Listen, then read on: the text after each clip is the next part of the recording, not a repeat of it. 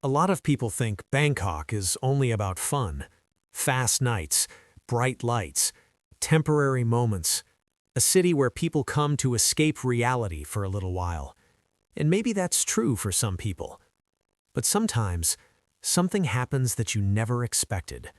You meet someone, and suddenly, the city doesn't feel so temporary anymore. That's exactly what happened to me. When I first arrived in Bangkok, I wasn't looking for love. I wasn't looking for a relationship.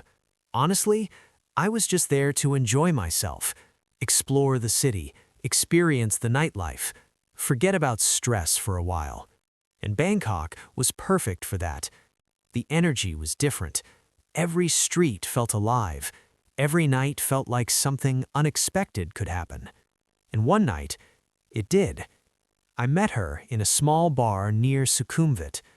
At first, it was nothing serious, just conversation, a few drinks, a lot of laughter.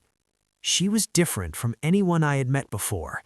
Confident, funny, charming in a way that felt natural, not fake, not forced. And somehow, talking to her felt easy, too easy. One night became several nights, then dinners, late-night walks, long conversations about life, and slowly, without even realizing it, I became attached. But there was one thing that made this feel more complicated. She was a ladyboy, and at first, I didn't know what to do with that. Not because of her, but because of me. Because suddenly, I was questioning things I had never questioned before. What does this mean? What will people think? Am I confused?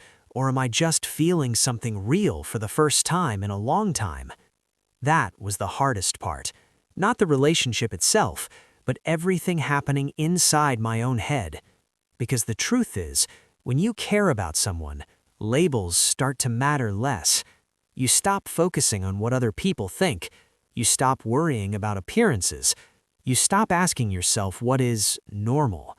Because when someone makes you feel seen, makes you feel calm, makes you feel happy, that becomes more important than anything else. And that's exactly what happened. For the first time in a long time, I felt understood. She listened. She cared. She made me feel like I mattered.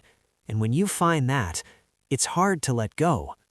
But Bangkok relationships are not always simple, because no matter how real something feels, there is always another side to it. Reality. I was only there for a limited time. She had her own life, her own struggles, her own responsibilities, and deep down, I think we both knew this wasn't easy.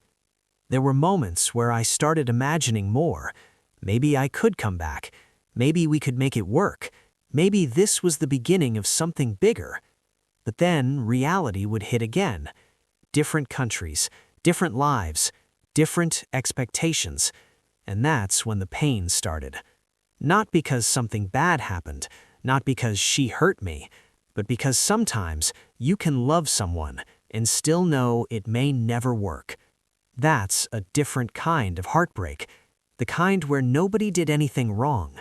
The kind where timing is the problem. The kind where life gets in the way.